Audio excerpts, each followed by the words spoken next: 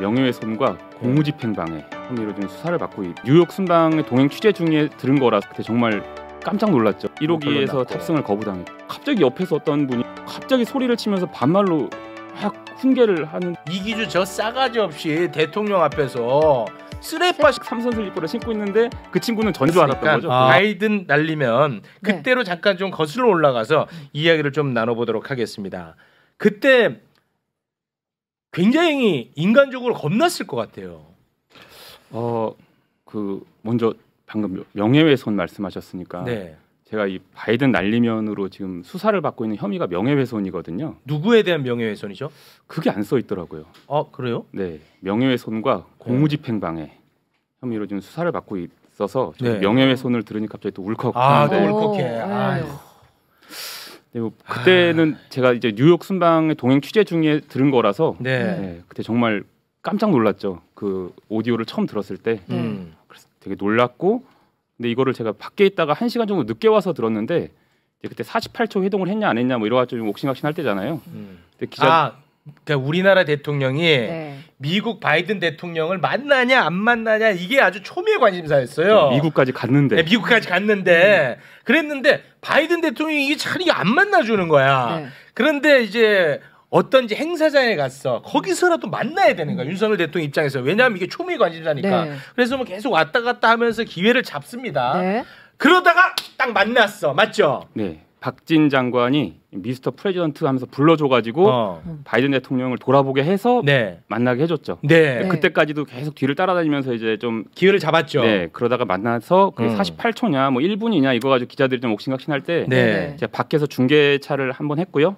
그리고 프레스룸 돌아와서 이제 기자들이 나 48초 맞냐 했더니 자기들 다 영상 봤다. 그래서 저도 이제 한번 봐야겠다 해서 이렇게 보는데 저는 이제 그런 48초 그런 거보다 이제 대통령이 무슨 말을 했는지 이런 거 쭉 보고 이제 그게 한 58분 정도 된 영상 길었어요. 그래서 저는 원래 그걸 다 영상을 다 보거든요. 다 보다가 이제 끝에 나갈 때, 그러니까 무대에서 이제 윤석열 대통령이 내려와서 이제는 뭐 공식 행사가 아닙니다. 뭐 내려와서 걸어가면서 일행들에게 한 말 그걸 포착을 해낸 거죠. 그렇죠. 그 오디오를 이제 제가 찾아낸 거죠. 시인 안 해주고 만들면 쪽팔려서. 시인 안 해주고 만들면 쪽팔려서. 거죠. 이 새끼들이 승인 안 해주면 바이든은 쪽팔려서 어떡하나. 이 새끼들이 승인 안 해주면 바이든은 쪽팔려서 어떡하나. 바로 이겁니다. 이걸 포착해냈어. 네, 근데 저는 지금은 이게 바이든이냐 아니냐 뭐 이게 관심인데 저는 그게 그렇게 귀에 들어오지 않았고요. 승인 안 해준다는 표현이 귀에 쏙 들어왔었거든요. 근데 대통령이 우리나라의 보스 대빵인데 누구한테 승인을 뭐 해주냐 안 해주냐 이걸 왜 걱정을 하지? 약간 의아한 거예요. 대통령이 하고 싶으면 하면 되는데 혹시 그 무대에서 바이든 만난 직후였잖아요. 48초 동안 그때 이제 바이든 대통령 연설문에도 내가 의회랑 잘해서 우리나라가 몇백만 불 공유 잘하겠다 이런 바이든 연설이 있었어요. 원조에 대한 연설이죠. 그러니까 그거를 듣고 48초 동안 만나고 내려와서 혹시 바이든이 우리 의회랑 내가 잘해볼 테니까 너네도 잘해봐 이렇게 말을 했나? 그래서 승인 얘기가 나온 건가? 뭐 바이든 승인 얘기가 나온 건가? 이렇게 생각을 했거든요. 그런데 16시간 뒤에 그 승인을 대통령실이 더불어민주당에서 안 해주면 어떡하나 이렇게 생각을 했다고 발언한 거라고 설명을 하니까 자, 요거 정리하겠습니다. 정리 좀 해주세요. 이게 뭐 이 새끼들이 승인 안 해주면 바이든은 쪽팔려서 어떡하나. 이게 난리가 났잖아. 난리 났죠. 이게 이제 대통령실에서는 입장을 어떻게 낼지 이 초미의 관심사였단 말이에요. 그랬는데 대통령실에서 입장을 낸 거는 예산 심의권을 장악하고 있는 거대 야당이 이 같은 기조를 꺾고 국제사회를 향한 최소한의 책임 이행을 거부하면 나라의 면이 서지 않을 수 있다는 우려를 박진 외교부 장관에게 전달했습니다. 지금 다시 한번 들어봐 주십시오. 국회에서 승인 안 해주고 날리면 이라고 되어 있습니다. 여기서 미국 얘기가 나올 리가 없고 바이든이라는 말을 할 이유는 더더욱 없습니다. 바이든이 아니라 날리면이다 라고 입장을 낸 거야. 뭐라고 했냐. 이 새끼들이 승인 안 해주고 날리면 쪽팔려서 어떡하나 라는 거였다는 거야. 그러니까 여기서 말하는 대통령실 입장에서 이 새끼들은 우리 국회를 얘기했다는 거야. 우리 국회가 윤석열 대통령이 원조 1억 달러를 하기로 약속을 했는데 이 새끼들 다시 말해 민주당이 승인 안 해주면 어떡하냐라는 그렇죠. 거였다는 거죠. 그렇죠. 그렇게 대통령실은 설명을 했는데 아무리 생각해봐도 우리나라 윤석열 대통령이 민주당한테 승인을 받는 관계가 아니잖아요. 그렇습니다. 대통령이 그냥 하면 되는 건데 네. 뭐 여야 협의를 잘하겠다 이렇게 설명한 것도 아니고 네. 그런 면에서 상당히 의아했는데 16시간 동안 저희가 그렇게 요청을 했는데도 아무런 답을 안 주다가 그 내놓은 게 그 난리면이라는 그 세 글자 상당히 어색하지 않습니까? 그 세 글자를 들었을 때는 왜 저럴까 약간 좀 당황스러웠죠. 근데 그리고 귀국을 해서는 이런 큰 공포 분위기가 조장될 줄은 몰랐죠. 이게 난리가 났어. 그래가지고 네. 그 1호기의 MBC는 네. 못하는 거예요. 1호기에서 탑승을 거부당했죠. 예. 네. 그리고 대통령실에서 이제 뭐 질의응답 과정 그때는 도어 스태핑이 있었고 그때 이제 묻는 과정에서 그게 한번 난리가 났었잖아요. 그 어떤 장면이었습니까? 그때? 그게 이제 1호기를 MBC 탑승 거부한 그 순방이 이제 동남아 순방이었거든요. 네. 그 동남아 순방에서 1호기 안에서 MBC는 안 태워놓고 채널 A랑 CBS 기자 2명만 대통령이 따로 불렀어요. 1시간 동안 시간을 가졌거든요. 예. 제가 이제 그리고 나 돌아와서 대통령 귀국한 뒤에 첫 번째 도어 스태핑에서 그걸 이제 질문을 한 거예요. 그랬더니 대통령이 뭐 개인적인 일이다 하면서 이렇게 대답을 안 했죠. 그래서 제가 공적인 공간이었지 않냐 했더니 또 대답을 안 하고 딴 질문을 해라 했어요. 그 다음에 네. 다른 질문이 나왔는데 이제 대통령이 1분 36초 동안 아주 원색적으로 MBC를 비난을 했죠. 공개적으로. 뭐 증거 조작, 뭐 악의적, 뭐 헌법 뭐 얘기 등등 하시면서 해가지고. 그럼 못 참지. 제가 거기서 이제 듣다가 이제 마지막에 꼭 질문을 해야겠다고 생각을 하고 있었는데 네. 그것만 딱 얘기하시고 이제 말이 끝나시길래 제가 질문을 했죠. 네. MBC가 뭘 악의적으로 했다는 거죠? 그렇지. 네. 뭐가 악의적이에요? 적절한 질문. 자 선배님 이 적절한 질문이었죠. 그죠? 네. 예. 가만히 계시지 마세요. 적절한 질문이었어. 나는 내가 볼 때. 네. 그래서 그런데 이제 대통령이 그 동안에도 이제 들어갈 때 질문을 한 기자들이 많이 있었어요. 근데 그냥 들어간 적도 있고 아니 다 들어간 줄 알았다가 돌아 나와서 아까 한 질문이 뭐죠? 이렇게 다시 되묻고 답해준 적도 있거든요. 네. 그 끝에 질문한 거 가지고 한 번도 시비를 건 적이 없었거든요. 네. 그래서 대통령이 그냥 들어가시길래 그냥 답변을 거부하는가 보다 해서 이것도 메시지로 해서 기사를 써야지 했는데 네. 갑자기 옆에서 어떤 분이 제 옆에 서 있는지도 몰라서 처음엔 그분이 제 옆에 안 서 있었거든요. 네. 갑자기 소리를 치면서 반말로 막 훈계를 하는데 이게 전 누가 옆에 싸우는 줄 알고 네. 갑자기 왜 그러지 하고 돌아봤더니 저한테 그러고 있더라고요. 그 누구였어요? 이기정 홍보기획 비서관이죠. 이번에 의전 비서관으로 영전하신. 대통령실 관계자군요. 네, CBS와 YTN 기자를 하신 분이죠.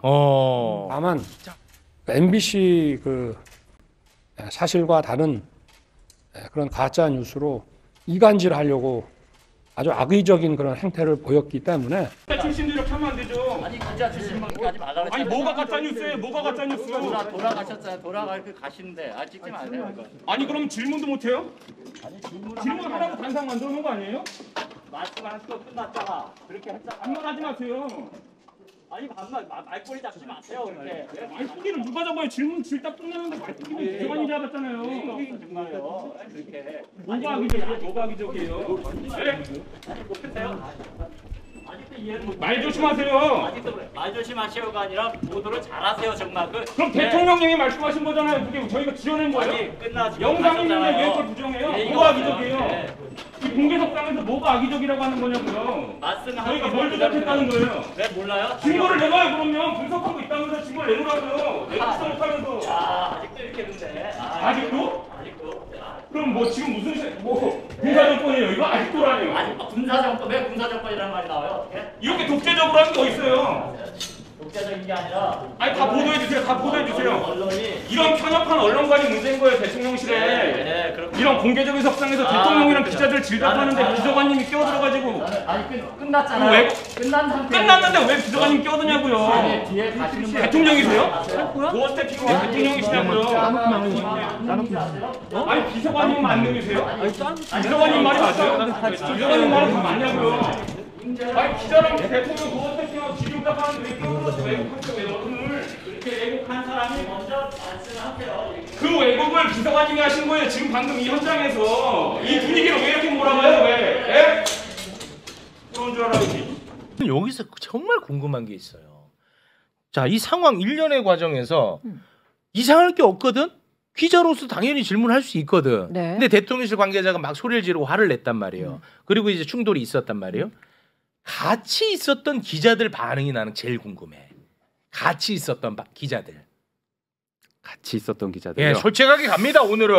자, 우리 저 기자님 책 나왔습니다. 기자유가. 자, 요 답에 따라서 이 판매 부스 달라집니다. 네. 왜 제가 이거를 여쭤보냐면 당시에 프레임은 뭐였냐면 이기주 저 싸가지 없이 대통령 앞에서 쓰레빠 신고 저게 뭐냐라는 게 거의 대체적 반응이었습니다. 네. 그렇죠. 근데 그때 이제 슬리퍼를 저만 신었던 게 아니고 저희가 통상 이제 구두 신고 나오는 기자도 있고 네. 이제 뒤에 서는 기자들은 이제 슬리퍼 신고 편하게 거기 바로 옆이거든요. 네. 그 뭐 볼펜 들고 그냥 뭐 정리하다가 이렇게 나와서 한 1분 정도 하니까 네. 잠깐 보고 들어가고 하는 게 일반적인 상황이었는데 네. 기자들이 거기서 그다음부터 기자들도 슬리퍼를 비판하는 기사를 쓰더라고요. 오, 야, 이거는 진짜 서운하다. 네, 그래서 그날 도어스태핑에서 이건 일례인데 제 친구가 도어스태핑 사진을 보내준 거 저한테. 네. 그래서 언론에서 봤는데 야 너 슬리퍼 신는 사진이 찍혔더라. 그래서 딱 보니까 제가 아닌 거예요. 똑같은 슬리퍼를 삼선 슬리퍼를 신고 있는데 그 친구는 전 줄 알았던 거죠. 그 슬리퍼가 논란이 되니까. 쓰레빠는 이기주였거든 그때는. 네. 이건 내가 아니고 그렇게 다른 사람도 이게 있었다. 그리고 삼선 슬리퍼가 아니라 그냥 뭐 갈색 슬리퍼, 회색 슬리퍼, 검은 슬리퍼 뭐 이런 여러 슬리퍼를 신는 사람들이 있었는데 네. 제가 이제 용산 그 대통령실 매점에서 3,000원에 팔아요. 그 삼선 슬리퍼를 편하게 일하실 때 신으라고. 그래서 용산에서 그걸 산 건데 그러라고 용산으로 이전한 거잖아요. 맞잖아요. 기자 아니 웃을 일이 아니라 기자들하고 맞아요. 수시로 이렇게 만나고 소통하고 하려고 용산으로 이전한 거잖아요. 맞잖아요. 네. 자, 그래서 저는 같이 일하는 기자들이 어떻게 했느냐 이게 궁금하다는 거예요. 아, 이기주 기자 정말 속 시원하더라. 아까 내가 하고 싶은 말이었는데 이런 분위기였는지 아니면 야, 이기주랑 말하면 우리까지 큰일 나 이런 분위기였는지 저 이거 굉장히 본질적인 문제라고 봅니다. 네.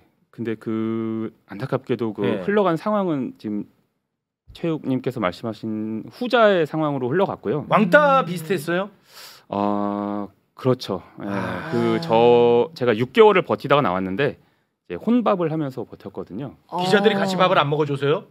그러니까 기자들이 이제 같이 밥을 먹으려면 거의 뭐 수석 비서관이든지 그 안에 직원들과 소통을 하면서 밥자리 술자리가 있잖아요. 근데 이제 제가 끼면 자꾸 취소가 이미 한두 달치가 잡혀 있거든요. 근데 이제 제가 그동안 그 이후로 참석하려고 돼 있던 모든 자리가 이제 자꾸 알게 모르게 취소가 되니까 네, 저도 이제 미안하기도 하고 해서 이제 하고 오히려 근데 제가 잡은 자리가 또 있을 거 아닙니까? 네. 그리고 제가 동료 기자들을 모았을 거 아니에요. 그럴 수 있죠. 네. 이제 그게 이제 저를 통해서 취소 통보가 와야 되잖아요. 네. 내가 호스트니까. 그죠. 원래 남녀가 사귀다가도 헤어질 때는 네. 최소한 카톡이라도 요즘 보내면서 이별을 하는 거잖아요. 네. 잠수를 타시더라고요, 그분이. 당일날까지도. 점심을 하기로 했는데 기자 한 5-6명 있는데 잠수를 타신 거절할 용기도 안 난다. 네, 그때 정말 크게 실망했죠. 근데 그 잠수를 타신 비서관들도 기자 출신들이세요. 그때 힘드셨겠어요, 많이. 근데 그때 뭐 바로 뭐 나와라 뭐 출입처를 옮겨달라고 해라 뭐 등등 하는데 이제 그러기에는 좀 그렇고 해서 좀 그래도 매일 뭐 살해 협박이든 뭐 있든 해도 매일 정상적으로 출근을 했죠. 뭐 저를 그땐 제 일거수일투족이 다 정보 보고 대상이었거든요. 아이고.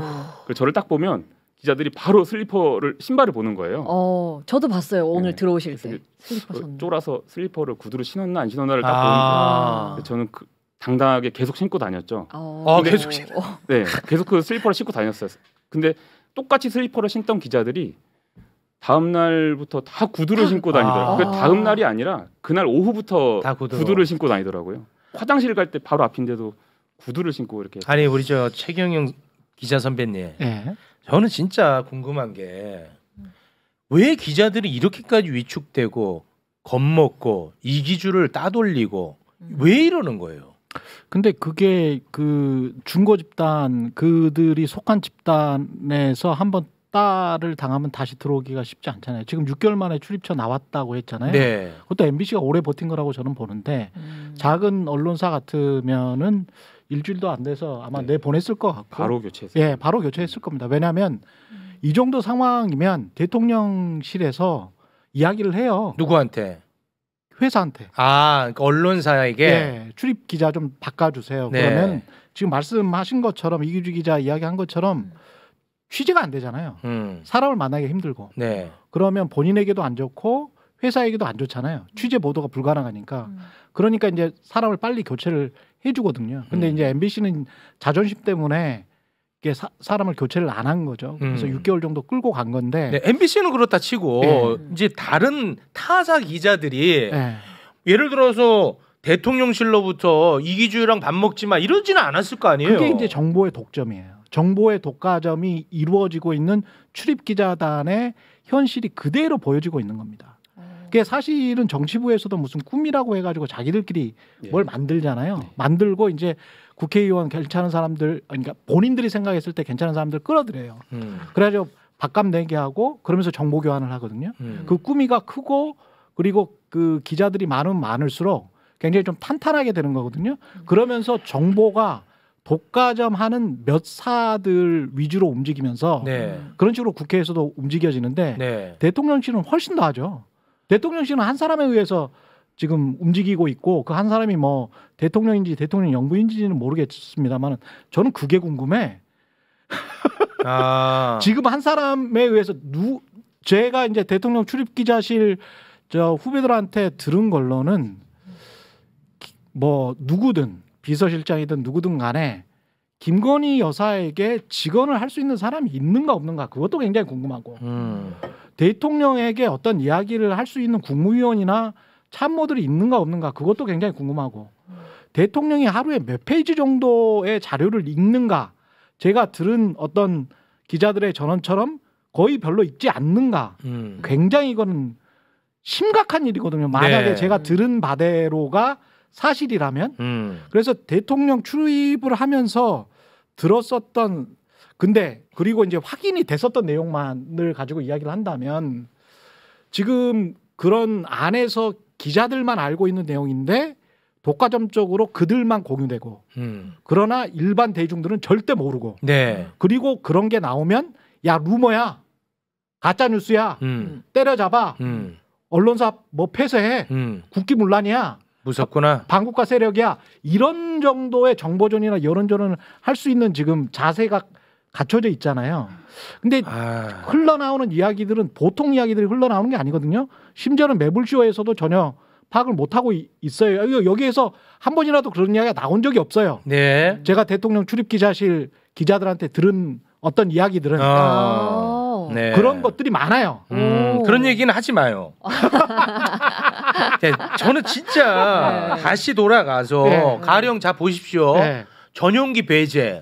이거는 대통령실 출입하는 기자 입장에서는 이건 나에게도 해당될 수 있는 일이고 우리의 일이란 말이에요. 그러면 이거는 박살 내도 됩니다. 기사로. 맞잖아요. 근데 조용했다는 겁니까? 그때도 이제 기자단이 모여서 총회 같은 걸 열었는데 압도적으로 저희와 연대가 이루어지지 않았죠. 그거 봐. 나 이런 게 문제라는 거야. 제가 다시 한 번만 지적을 드리면 이게 왜 중요하냐면 지금 전용기도 마찬가지고 정보도 마찬가지인데 정보가 공적인 정보가 있어요. 대통령이나 대통령의 부인 그리고 탈법이나 불법이나 편법이나 이런 것들에 관해서 공적으로 이야기할 국민들을 대신해서 그 자리에 가 있는 겁니다. 출입 기자들은. 그러면 공적인 정보라고 판단이 돼서 공적인 정보를 확인할 수만 있다면 최대한 그 공적인 정보를 전달해야 될 위치에 있는 거예요. 그리고 그거를 확인해 줄 위치는 비서관들이 있는 겁니다. 그게 언론과 정치의 어떤 기본적인 역학 구도예요. 그런데 이 사람들이 지금 하는 행태는 우리나라의 뭐 대통령실 출입 기자들뿐만이 아니고 법조 기자들이 특히 그런데 검찰 출입 기자들이 특히 그런데 사적으로 정보를 취득해요. 아까 꾸미처럼 몇몇만 정보를 알아. 그리고 데스크나 부장이나 국장한테 보고를 해. 그리고 그 정보가 뉴스룸 안에서 몇몇 간부들 네. 또는 조금 올라가면 사장이겠죠. 네. 언론사 사주들에게까지 올라가. 네. 그리고 그게 잠겨. 아 잠겨? 잠겨버려. 비밀번호 해서 잠겨버려. 그러면 그게 사적 정보가 되죠. 네. 그러면 사적 정보를 어떻게 하겠습니까? 사적으로 이용합니다. 어떻게? 회사를 위해서 또는 본인의 출세를 위해서, 본인의 다음 출입처를 위해서, 본인의 승진을 위해서. 아유. 이게 한국 기자 지금 정보를 취급하는 사람들의 네. 또는 그 정보를 주는 권력 집단, 뭐 재벌, 대기업 다 포함해서요. 네. 그다음에 검사들 포함해서 대통령실, 국회의원들 포함해서 그렇게 끼리끼리 지금 하고 있단 말입니다. 네. 그거를 혁파하고 정보를 좀 더 평평하게 진짜 운동장처럼 만들어줘야 돼요. 네. 근데 그게 지금 출입기자단이라는 이상한 제도 때문에 수십 년 동안 막혀 있는 것이고 네. 바이든 날리면이라고 그렇게 우길 수 있는 그 구조도 네. 사실은 그 수십 년 동안 자기들끼리 이른바 이제 일본 말로 하면 담고 카르텔 담합을 해왔던 것이기 때문에 대통령이 그렇게 카르텔을 비판을 하지만 네. 본인들 스스로 카르텔 안에서 네. 보호막 치고 있다. 네, 알겠습니다. 이기주 기자 목소리 좀 더 듣고 싶다는 의견들 많습니다. 알았습니다. 짧게 하세요.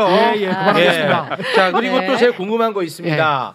해외 순방 언론사들이 자기 돈 내고 가는 거죠, 맞죠? 네, 일반 여행 갈 때보다 훨씬 비싼 돈이 훨씬 됩니다. 비싸게 갑니다. 자, 그런데 도대체 왜 해외 순방 때 김건희 여사가 고가품을 샀냐 안 샀냐 막 이런 막 논란이 될 때 단 한 건의 기사가 나오지 않아요. 어떤 순방을 함께 내 비용을 치르면서 갔기 때문에 할 수 있는 보도를 내가 본 적이 없는 것 같아요. 그 왜 그래요? 퍼스트 펭귄이 없기 때문이죠. 그 첫 번째로 뛰어드는 사람이 없는 기자가 없는 거예요. 다 눈치를 보거든요. 그럼 보긴 봐요? 어떤 그 동태를? 엄청 살피죠. 그 기자들이 어차피 모여 있으니까 누가 취재를 하는지 그 건에 네. 대해서 등등에 대한 정보를 이제 상당히 많이 파악을 하려고 노력하는데 네. 이제 누군가 처음에 해주기를 바라는 게 지금 그곳에 있는 기자들의 습성이고 누가 하면 우리가 따라간다. 누가 한 명 하면 네, 처음 하면 따라간다는 게 이제 문화로 돼 있는데 네. 이번에 그 신앙림 그 네. 뉴스타파 보도건이 있었잖아요. 네. 그 이후로는 누가 해도 안 돼. 따라갔다간 다 죽는다. 이런 문화가 망했다. 있는 거죠. 망했어. 상당히 그 권력과 등을 지게 되는 거에 대한 강박이 심해졌고. 아니 그 해외에서 김건희 여사가 많은 수행원들과 함께 명품샵 가가지고 뭐 샀니 안 샀니 난리가 난 적이 있잖아요. 네. 그럼 기자들이 엄청 많이 갔을 거예요. 그럼 그건 아예 취재가 안 됐을까요? 그거는 그거를 취재하려면 별도 동선으로 기자가 움직여야 되기 때문에 네. 그 인솔 하에 움직이거든요. 그 기자들은 그렇기 때문에 거기를 가기는 쉽지 않았을 거예요. 그리고 시간이 남아도 거기서 취재를 했다는 기자는 못 들었고요. 인솔하에 아니 무슨 수학여행 갔어요? 그런 식으로 다닙니다. 왜 그렇게 해야 돼? 내 돈 주고 갔는데 내 돈 주고 갔지만 우리가 이제 대통령 동선 취재를 간 목적으로 갔기 때문에 아니 내 필요한 정보는 다른 거 있을 수 있잖아요. 그게 참 쉽지 않아요. 그 문화가. 그 문화를 깨기가 쉽지가 않아요. 그런데 자유 시간 같은 게 있어요. 네. 물론 대통령이 24시간 일을 하는 건 아니기 때문에. 그렇죠. 네. 기사 보내고 남는 시간이 있으면 기자들이 시내에 자유롭게 나가거든요. 그래서 제가 듣기에도 그때 이제 기자들이 그 명품 거리 리투아니아 거기를 갔다고 해요. 근데 갔는데 네. 취재를 한 기자는 없었고. 없었어요. 여기구나. 여기구나. 네. 혼자 그냥 이 샵이었구나. 뭐 이렇게 했다고 하고 왔다고 하더라고요. 그러니까 누군가가 썼으면 아마 위에 보고를 했을 겁니다. A 매체가 이거 썼으니 우리도 한번 쓰는 게 어떻겠습니까? 라고 네. 보고를 했을 건데 네. 그 퍼스트 펭귄이 없었던 거예요. 그 바이든 날리면도 MBC라는 퍼스트 펭귄이 있었으니까 다 따라 쓴 거지. 그게 없었으면 아마 다 눈치 싸움 하다가 묻혔을 겁니다. 그게 다행인지 뭐 불행인지 모르겠지만 밭이라고 된 찌라시가 돌았잖아요. 아침에 뭐 뉴욕에서 윤석열 대통령이 뭐 비속어 논란이 화제가 됐다 뭐 그런 게 돌았기 때문에 그게 이제 그날 이제 기사도 되고 국회에서도 이제 뭐 됐던 거지. 이것도 뭐 마음만 먹었으면 뭐 묻혔을 뻔한 일이. 그러면은 이거를 당시 그 미국에서 예. 대통령실 관계자들은 알았을 거 아니에요. 이거 MBC가 보도할 것이라는 거. MBC가 보도할 것이라는 거를 알진 못했을 거고요. 예. 누군가가 보도를 할 가능성이 있으니 최대한 무마해보자는 그런 의도는 있었던 것 같고요. 그래서 예를 들면 어떤 뭐 이렇게 좀 외압 비슷한 게 있었습니까? 권유라든지 권고라든지. 그 언론 담당하는 비서관이 저한테 와서 당신이 처음 발견했으니까 뭐 네 거 컴퓨터로 들어봐야겠다 해서 듣고 나는 전혀 못 알아듣겠다. 이 무슨 말 하는지 자체를. 그러길래 제가 이제 그러면 저기 영상 기자들 있는데 가서 ENG 카메라에 이어폰 꽂고 들어봐라. 근데 이거는 별 차이 없을 거다. 똑같을 거다. 네. 근데 가서 그 사람이 들었어요. 네. 그리고 영상 기자한테 영상을 좀 모였는데 가서 이 영상을 좀 어떻게 해줄 수 없냐 이렇게 했다가 거절을 당했죠. 어떻게 해줄 수 없냐라는 것은 이거를 뭔가 삭제해줄 수 없냐 이런 뉘앙스라고 봐야 그런 되니까. 취지였죠. 그런 취지로 어떻게 좀 해줄 수 없냐라고 했다가 바로 거절을 당하고 이제 기자 그 방송 기자 영상은 신문 기자들은 그 영상이 없을 거 아니에요. 네. 그러니까 방송 기자 간사들을 통해서 그 외교적 뭐가 생길 수 있으니 지금 보도에 대해서 좀 이렇게 자제를 요청을 했죠. 근데 그것도 거절을 당했죠. 그것도 거절당하고. 네. 그리고서는 돌아와서 이제 용산에 있는 또 다른 언론 담당하는 비서관이 이제 영상 기자들한테 앞으로는 이 채널 2라고 현장음 들어오는 마이크가 있어요. 카메라에.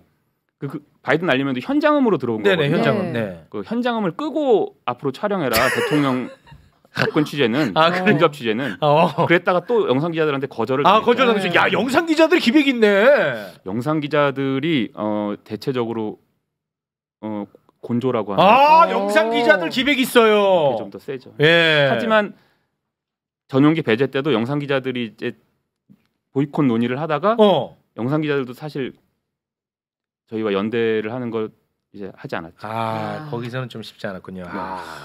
아까 근데 제가 좀 지적하고 싶은 거는 다 돈을 내고 갔다라고 이야기를 했잖아요. 네. 근데 그거는 이제 언론사들이 그렇게 발표를 하는 거고 이기주 기자도 아마 알 텐데. 뭐예요? 이 책에도 아마 있을 거예요. 그러니까 정부에서 협찬을 얼마나 많이 받고 공공기관에서 얼마나 협찬을 많이 받는지 제가 아는 언론계 관행으로는 내는 척을 하죠. 3천만 원이다. 그럼 3천만 원 내는 척을 해. 그리고 정부나 정부 유관기관의 광고나 협찬으로 퉁칠 가능성이 굉장히 높습니다. 실제로는 퉁쳐. 실제로는 뭐 한두 달 후에 어떤 비슷한 상응하는 광고나 협찬이 들어와요. 또는 더 센 금액이 이 얘기 왜 이제? 아니 안 물어봤잖아. 결국은 그러니까 정부 광고를 얘기하는 거죠? 정부나 정부 유관기관. 이 얘기 이제 하네. 언론사 매출의 상당한 비중을 차지하고 있어요. 정부 관계 있는 광고. 그렇죠. 이 책에도 나와 정부 있어요. 광고, 공기업 광고, 산하기관 광고. 근데 그게 시점만 달리하면 우리가 낸 것처럼 할 수 있어요. 우리가 낸 것처럼 KBS, MBC는 무조건 내요. 그렇게 뭐 분식회계를 할 수가 없는데 사실상 분식회계를 하죠. 상당수의 중앙 언론사들도 그런 걸로 알고 있고 현직 부장들한테 다 들었어요. 저는. 그러면 내 말이 안 맞네. 자기 돈 주고 가면서까지 왜 이렇게 굽신굽신거리냐. 이 말이 전제가 틀렸네. 굽신굽신 할만해. 이미 다 알아. 할만해. 이 얘기를 왜 이제 해요? KBS 있을 때는 한마디도 안 하시다가. 그랬어요? 본질은 따로 있었네. 본이구만. 광고네 광고. 그렇죠. 안 만든 척만 하는 거지. 광고와 협찬. 광고와 협찬이 있구나. 어느 정도로 심하냐면 전화를 해가지고 가령 무슨 뭐 공공기관에 사장이 어떤 좋은 칼럼을 써요. 그 관련해서 뭐 에너지와 관련됐다. 꼭 제가 그 기관을 이야기하는 건 아니고 예를 들어 그럼 에너지와 관련해서 사장님이 쓰니까 아주 좋은 거잖아요. 그 사람이 박사일 가능성도 높고 그러면 그게 그냥 그 칼럼을 실어주는 게 아니고요. 그게 1,500에서 3천만 원짜리예요. 유관기관과 뭔가 이게 있구나 소통이.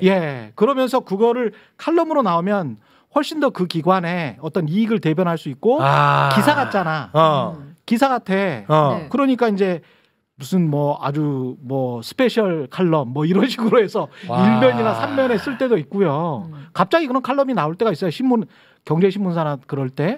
그건 유심하게 한번 봐봅시다. 저게 그냥 쓴 걸까?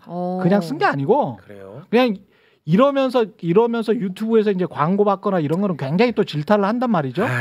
근데 사실상 거의 사기성 광고나 협찬이 굉장히 많습니다. 횡행합니다. 이게 광고는 티가 나잖아요. 근데 방금 말씀하신 최 선배 말씀하신 거는 이제 협찬인데 그거는 티가 나질 않아요. 그러니까 어떤 언론 에너지 관련된 기관장이 칼럼을 보냈다. 신문에 게재가 됩니다. 네. 그러면 이 언론사에서 담당하는 부서가 있어요. 그럼 여기 그 에너지 기관장에 전화를 걸어서 기관 그 담당 부서에 전화를 걸어서 2천만 원짜리 계산서 끊을게요. 뭐 이렇게 돼요. 계산서 끊는다고 하거든요. 계산서 발송 드릴게요. 그러면 이제 계산서 가고 매출로 잡혀? 네, 그 기관의 회계나 재무부서에서 입금이 되죠. 아니 근데 이런 얘기를 들으니까 이제는 나는 궁금증이 싹 풀렸어요. 근데 이제 또 하나의 궁금증. MBC는 왜 이렇게 겁 없이 하는 거예요? 그러면 저희는 저희도 그렇게 돈을 벌면 좋은데 네. 다른 재원이 더 있는 거예요, MBC는? 아니요, 저희는 다 광고 수익이에요. 물론 그런 노력들을 해서 또 다양화를 하기도 하지만 그러니까 정부 광고보다도 상업 광고가 더 많기 때문에 가능한 거예요, MBC는? 그것도 그거지만 이렇게 구성원이나 또 그런 차이가 있어요. 저희가 내부의 의지도 오너가 없잖아요. 저희 회사가 사주가 없으니까 그 왜 영화 내부자들 보면은 그 이강희 논설위원이 계속 반복하는 대사가 있어요. 회사의 방침이 그렇다면 따라야죠 이렇게 하거든요. 네. 백윤식 씨가 그런 이야기를. 근데 회사의 방침이라는 게 그분이 모이는 게 이제 기업 재벌 총수 권력기관장 이렇게 모여서 할 때 늘 느끼는 거잖아요. 네. MBC가 그런 거에 대해서는 그래도 아직 언론사의 분위기가 문화가 그렇게, 있군요. 예. 그렇게 순치되어 있지 않다라는 차이가 있죠. 그러니까 여기 나오는 것도 허락해 주셨겠죠. 여기가 어딘데? 여기 말을 그렇게 하니 여기가 뭔데?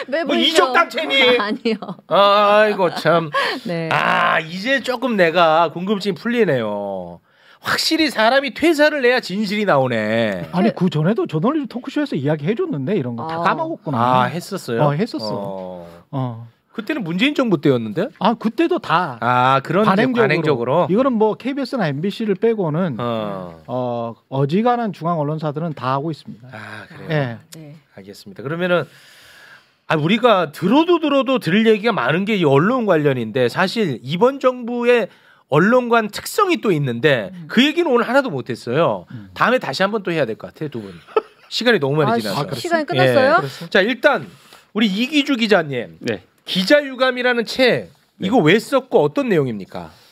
제가 살인 예고, 살해 협박 받으면서까지 이제 기자를 하게 됐는데 그래도 제가 그나마 그래도 조금 길지 않은 또 짧지 않은 기간 기자를 하면서 느낀 바를 기사로는 다 소화할 수 없는 그런 성찰의 글이라고 할까요? 저뿐만 아니라 이제 권력과 자본에 순치되어 있는 기자들에 대한 어떤 반성문 같은 성격의 글이라 많이 봐주시고 응원해주시고 구독해주시면 좋겠습니다. 이 동료들 사이에서는 이거 더 왕따 되겠네. 그렇죠. 이제 너만 기자냐. 그러니까 너만 잘났어. 네. 막 이러겠네요. 리영희 선생이 50여 년 전에 기자풍토 종행기라는 글을 쓰신 게 있어요. 네. 그런 오마주의 성격으로 성찰을 하는 글을 담았습니다. 그러니까 이런 기자들의 숫자가 좀 많아지면 이런 기자들이 이제 주류가 될 것이고 그렇지 않은 기자들이 도태가 될 텐데. 그렇죠. 전혀 제가 다르니까. 한마디만 더 보태면 이기주 기자가 정말 좀 훌륭하다고 저는 생각을 하는 게 훌륭하다고 생각하는 이유는 대통령실 출입 기자가 그런 행동을 하고 어려워. 그런 책을 쓰기는 힘들어요. 정말 제가 보기에 한 20-30년 동안 처음이었던 것 같아요. 처음 봤어요. 그래서 그런 의미에서 정말 권력의 바로 옆에 있는 기자가 쓴 책이다. 그리고 그 바로 권력의 바로 옆에 있으면서 그것을 고발한 책은 굉장히 드문 역사이기 때문에 꼭 한번 살펴보시기 바라고 계속 좀 응원을 해주십시오. 이기주 기자를. 그러니까 이기주가 남들이 못하는 일을 해서 개인적으로 얻은 것은 나는 스트레스밖에 없었다고 봅니다. 그러면은 자 출입처 쫓겨나고 자 봐봐 대통령실 출입처 간 다음에 그 다음에는 이게 코스가 정해져 있어요. 승승장구의 길이죠. 스파운더 하고 부장도 하고 좋단 말이야. 자 봐봐 그러면 이기주가 자기 역할을 제대로 해가지고 어떤 길은 가는지를 보면 내가 이기주 다음 길을 갈 일이 없잖아요. 그렇지. 이게 중요해. 그래서 그렇지. 이기주가 칭찬받고 사랑받고 이런 잘 모습을 돼야 돼. 잘 되는 걸 보여줘야 돼. 오. 이기주가. 감사합니다. 이기주 결혼했어요? 예. 결혼했네. 결혼 안 했으면 소개 한 명 시켜주려고 했더니. 오. 아니 본인이나 아, 봐. 본인이나. 본인이나 잘해. 뭐라도 해주고 싶어 이기주. 제가 그 1호기 속 수상한 민간인 보도를 특종을 해가지고 그 작년에 뭐 여러 상을 받았는데 그게 사실 시초였거든요. 대통령실과 벌어진. 그러니까 윤석열 대통령 해외 순방 가는데 1호기에 민간인이 탔어. 이거 말이 안 된다. 난리 났었어요. 이거를 그죠. 이기주 기자가 한 거예요? 아, 네. 와. 그때 이제 바이든 날리면 2달 전에 한 건데 그때 이제 여당에서 뭐 BTS도 가지 않았냐 뭐 이런 약간 궤변 같은 반박을 하기도 했었는데 그때 이제 그 많은 선배 기자와 기자 출신 정치인들이 저한테 이제 청와대 기자 그렇게 하는 거 아니다라고 저한테 훈계를 하신 분이 많아요. 그렇게 가르쳤다고? 네, 청와대 안에 있는 기자는 그 함께 가는 거다. 한 배를 탄 거다. 속상하다. 그래서 저희 챕터 소제목에도 이제 청와대 기자 그렇게 하는 거 아니다라는 게 있는데 책에 아이고. 그거를 들었을 때에 이제 그럼 기자를 어떻게 해야 되는지 고민도 들었고 거기에 대한 답장 성격으로 쓴 글이라서 내막을 좀 잘 읽어봐 주시면 좋을 것 같습니다. 국가적으로 굉장히 의미 있는 보도를 한 거거든요. 지금으로 보면 더 보도 가치가 있어. 지금으로 보면 그때도 보도 가치가 있었는데 지금 보니까 왜냐하면 국정 운영이 뭔가 좀 날림으로 되는 거 아니냐는 의심들이 많단 말이에요. 지금 기준으로 보면 더 보도 가치가 있었어. 지금 그때 선배들이 했던 말이 야 청와대 기자 그렇게 하는 거 아니야. 이걸 가르쳤다는 거야. 최경영 같은 선배들이. 와. 근데 지금 이제 뭐 디올백이네 뭐 샤넬 화장품이나 이런 논란이 있잖아요. 네. 근데 그때 이제 1호기를 타고 갔던 분도 그 여사의 의전과 수행을 하는 민간인이었거든요. 그 이번에 그 논란을 보면서 그때 내가 좀 더 파헤쳐 더 했으면 이런 막을 수 있었지. 그렇죠. 그때 어차피 지금까지도 제2부속실이 없고 그 특별감찰관이 없지 않습니까? 멋있는데 이제. 멋있어요. 우리 친형도 MBC 기자인데 차이가 많이 나네. 멋있네. 네. 뭐 그렇습니다. 근데 이제 그 보도하고 이제 좀 취재원들도 조금 불이익을 받고 그래서 좀 마음 아픈 일이 있긴 했는데 하여튼 그 이후에 결과가 좀 개선되거나 발전되는 쪽으로 저의 특종이 이어지지 못하고 이번에 디올백 논란을 보면서 또 거기다 대고 뭐 여러 사람들이 뭐 함정 취재 논란에 이제 집착을 하면서 뭐 독수독과 얘기도 하고 뭐 역겹다 하고 말하는 분도 있고 이런 걸 보면서 더 마음이 아팠죠. 이게 나라가 사회가 좀 나아지지 않는구나. 멋있네. 라는 느낌을 받았습니다. 이기주 진짜 멋있다. 그죠? 멋있습니다. 솔직히 형님도 이거 쉽지 않잖아. 이 정도는. 쉽지 않지. 멋있다. 쉽지 않죠. 예. 와. 근데 최경영님도 멋있어요. 두 분 다 멋있어요. 뭔가 숙연해집니다. 네. 진짜 저희가 응원하겠습니다. 네. 이기주 기자. 이기주 기자 그 가정이 있는데 퇴사하지 마시고 나오니까 춥지? 추워. 나오면 퇴사하지 마. 왜 퇴사해? 퇴사하지 마. 근데 최경영 TV 조회수가 잘 나오던데요? 그래도 추워. 라이브 동접자도 많고. 추워. KBS MBC가 최고야. 퇴사하지 마. 네, 진짜 그거 하나 부탁드릴게요. 네. 최웅님 그러면 책 한 번 더. 기자유감. 여러분 많은 사랑 좀 부탁드리겠습니다. 이런 자꾸만 기자들 마냥 욕하지 말고 이런 기자가 잘 되는 모습 보여서 따라가고 싶게 만들어야 되는 거 아닙니까? 맞죠? 그렇지. 요거 정확합니다. 최경영 선배님이 뒤에 추천사도 써주셨습니다.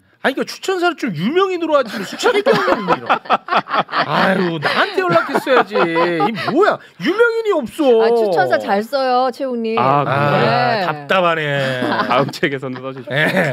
최욱 딱 박아. 이거 전면에 내세우면 이게 다 사죠. 최욱 대신 최경영으로 추천사가 있습니다. 답답합니다, 진짜. 알겠습니다. 두 분 응원하겠습니다. 진심으로 고맙습니다. 고맙습니다. 감사합니다.